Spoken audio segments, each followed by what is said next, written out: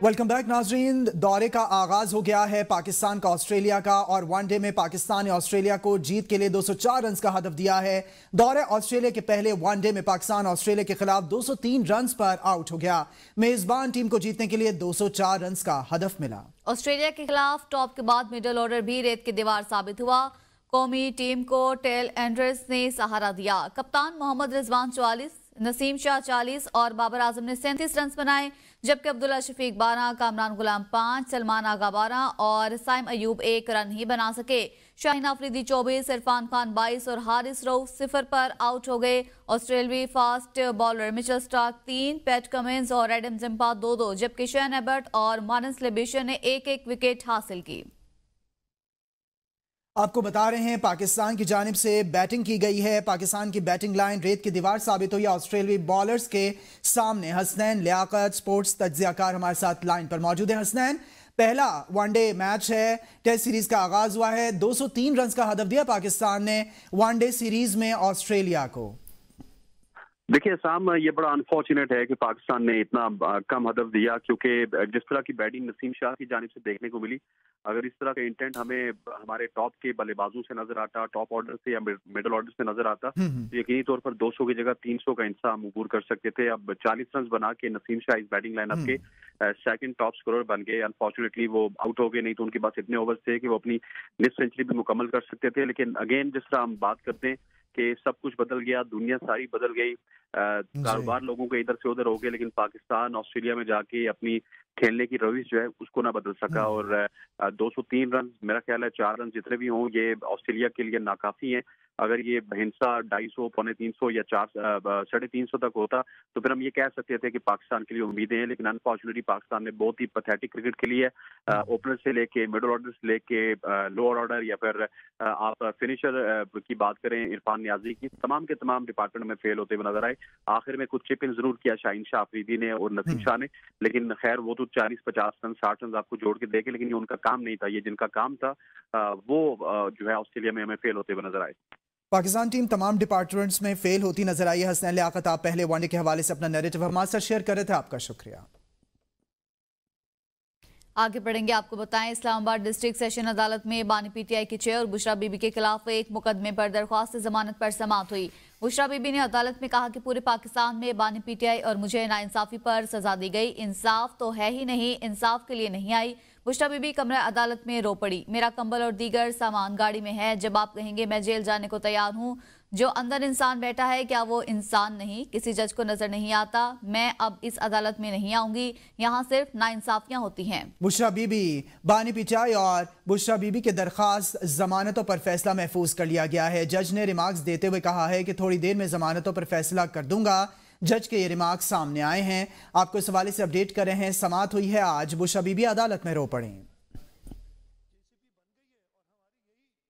Sindh assembly का इजलास जारी है, मुराद अली शाह इजहार ख्याल कर रहे हैं। उनको और मैंने लॉ मिनिस्टर साहब से कहा है वो रिव्यू भी करेंगे सुप्रीम कोर्ट से और जेसीपी से कि जल्द से जल्द सिंध की मीटिंग बनाई जाए ताकि ये कॉन्स्टिट्यूशनल बेंचेस बने और हमारे जो साइलिन है, जो इसका मकसद था 26वीं आईनी तरमीम का, कि लोगों को जल्द इंसाफ मिले, केसेस जल्दी मुकम्मल हो, उस सिलसिले में हमने अपने हाई कोर्ट के जजेस की तादाद भी बढ़ानी है। उसका जो भी तरीक़ाकार होता है उसमें भी बात हो रही है।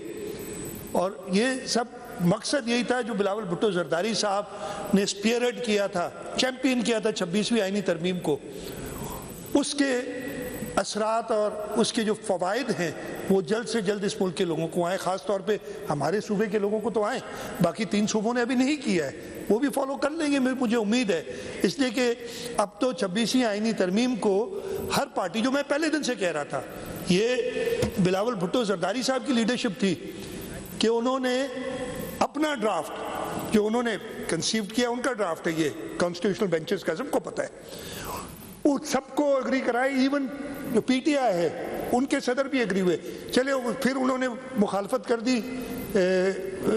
नेशनल असेंबली में और सेनेट में जब ये पेश हुआ, वो अलग बात है। लेकिन अब उन्होंने भी जेसीपी में अपने 2 मेंबर दिए, तो उन्होंने 26वीं आईनी तरमीम मान ली है। पहले ही मानी हुई थी, एक शख्स नहीं मान रहा था, मैं पहले ही बता चुका हूँ। तो मेरा ख्याल है कि ये सिंध असेंबली को प्रिविलेज हासिल है, हमें खुश होना चाहिए। कि हमने आईनी तरमीम को इफेक्टिव करने के लिए राइट टाइम पे एक रेजोल्यूशन ला रहे हैं और इंशाल्लाह ताला मुझे उम्मीद है कि जो कम से कम 85 चाहिए, लेकिन उससे बहुत ज़्यादा मैं तो फारूक भाई से भी कहूँगा, लेकिन वो उनकी मर्जी है, ऑब्वियसली किसी को ज़बरदस्ती नहीं है। और मैं आपसे रिक्वेस्ट करूँ, आपने एक लफ्ज़ कहा था कि हमें कहा गया कि इसको बस करना है, हमने ये नहीं कहा। आप आपने अपनी लीडरशिप से ज़रूर बात की होगी, उसके बाद ही आपने लफ्ज़ कहे थे। चले मैंने फिर गलत सुना, मैंने गलत सुना।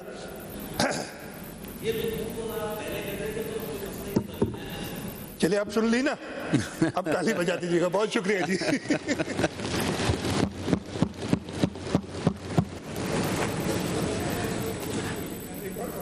Those who are in favor of the resolution may please rise in their seats. Secretary sir, please count.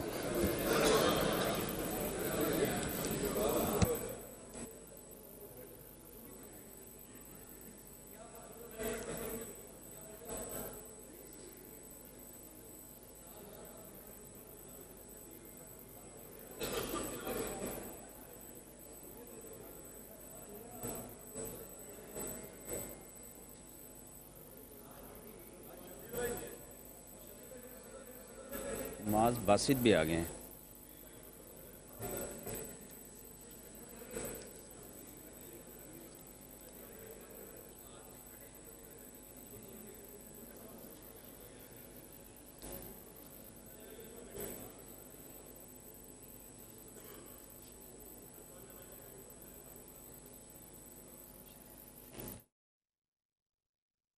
आपको बताएं, करारदाद सूबाई वजीर पार्लिमानी उमूर ज़ियाउल हसन लंजार ने पेश की है और करारदाद मुत्तफ़िक़ा तौर पर मंजूर हो गई है। सिंध असम्बली में अरकान ने खड़े होकर अपनी राय का इजहार किया है। MQM, PPP और PTI अरकान की करारदाद की हिमायत सामने आई है।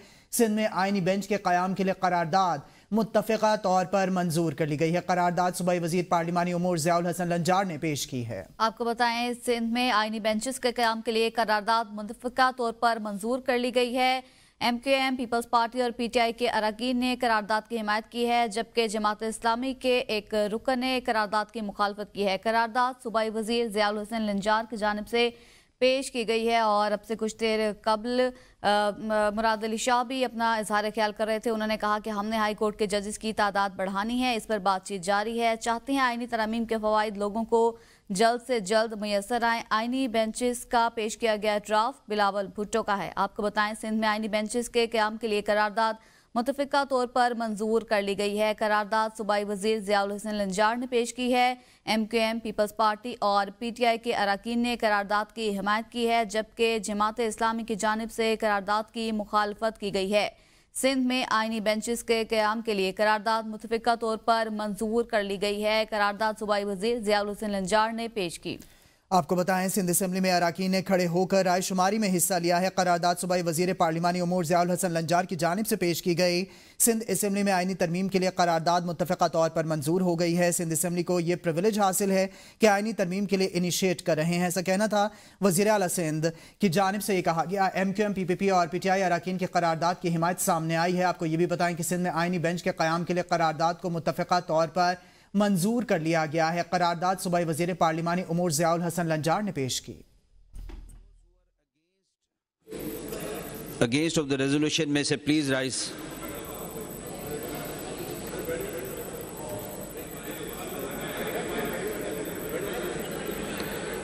जी तशरीफ रखिए।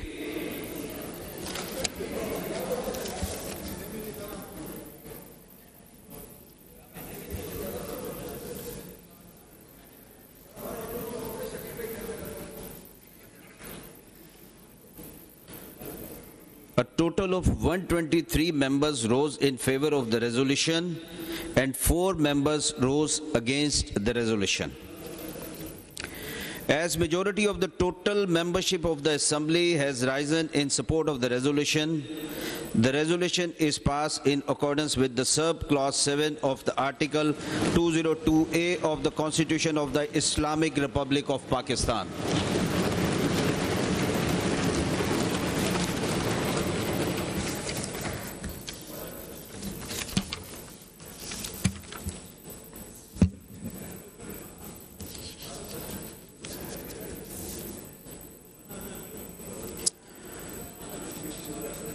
Adjournment motion of 16 of 2024. Sindh assembly में करारदाद को मुत्तफ़िका तौर पर मंजूर कर लिया गया है। 123 अरकान की जानिब से करारदाद की हिमायत की गई है, जबकि 4 अरकान ने मुखालिफत की। आबदा खान से मजीद जानेंगे। आबदा खान, करारदाद को मुत्तफ़िका तौर पर मंजूर कर लिया गया है।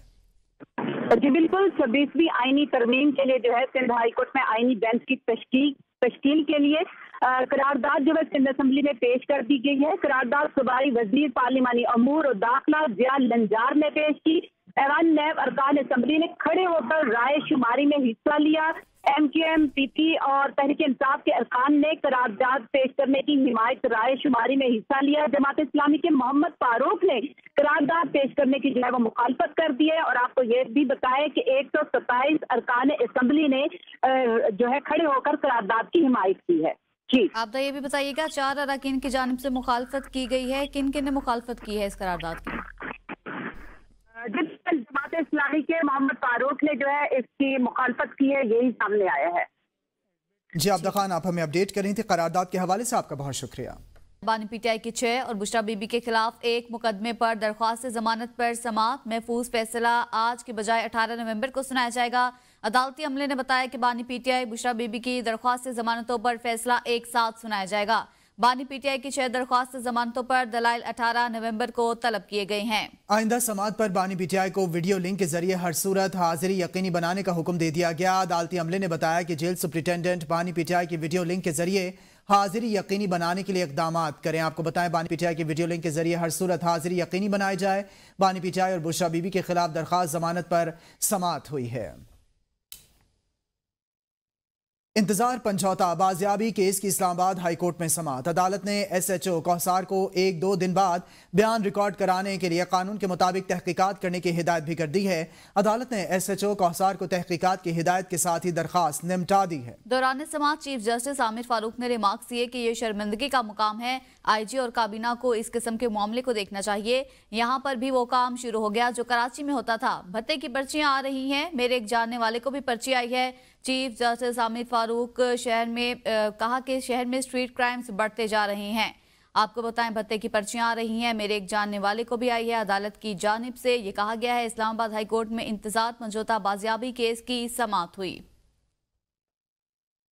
इंसदाद दहशतगर्दी अदालत इस्लामाबाद में शिबली फराज के खिलाफ तहरीक इंसाफ एहतजाज केस। PTI रहनुमा शिबली फराज की अबूरी जमानत मंजूर कर ली गई। शिबली फराज ने जमानत कबल अज गिरफ्तारी के लिए अदालत से रुजू कर लिया। शिबली फराज की 25 नवंबर तक दरख्वास्त जमानत मंजूर कर ली गई। इंसदाद दहशतगर्दी अदालत के जज अबुल हसन जुल्कन्नान ने दरख्वास्त जमानत पर समाअत की है। आपको बताएं कि शिबली फराज ने जमानत कबल अज गिरफ्तारी के लिए अदालत से रुजू कर लिया है। ATC इस्लामाबाद के जज अबुल हसन जुल्कन्नान ने समाअत की है। सुप्रीम कोर्ट में सोई नॉर्दर्न गैस जायद billing case justice Mansoor Ali Shah और जस्टिस अकील अब्बासी पर मुश्तमिल 2 रुकनी बेंच ने समाअत की। जस्टिस मंसूर अली शाह ने कहा कि इस केस में कोई आईनी या कानूनी सवाल मौजूद नहीं है, सारे मुकदमात आईनी बेंचेस में ना लेकर जाएं। कुछ मुकदमात हमारे पास भी रहने दे, अदालत ने केस निपटा दिया। ज़ेर इल्तवा नजरसानी केस में दरख्वास्त गुजार सवाल उठा सकते हैं। कुछ मुकदमात हमारे पास पे रहने दें, जस्टिस मंसूर अली शाह की जानिब से कहा गया। सुप्रीम कोर्ट में सुई नॉर्दर्न गैस जायद बिलिंग केस निपटा दिया गया है। विफाकी काबीना इजलास का टाइम और मकाम तब्दील कर दिया गया है। नए शेड्यूल के मुताबिक काबीना इजलास आज शाम 4 बजे पार्लियामेंट हाउस में होगा। वज़ीर आज़म शहबाज शरीफ काबीना इजलास की सदारत करेंगे। वज़ीर आज़म अपने बैरूनी दौरों और पाकिस्तान में गैर मुल्की सरमायाकारी के हवाले से काबीना को आगाह करेंगे। विफाकी काबीना इजलास आज शाम 4 बजे पार्लियामेंट हाउस में होने जा रहा है। वज़ीर आज़म शहबाज शरीफ विफाकी काबीना इजलास की सदारत करेंगे।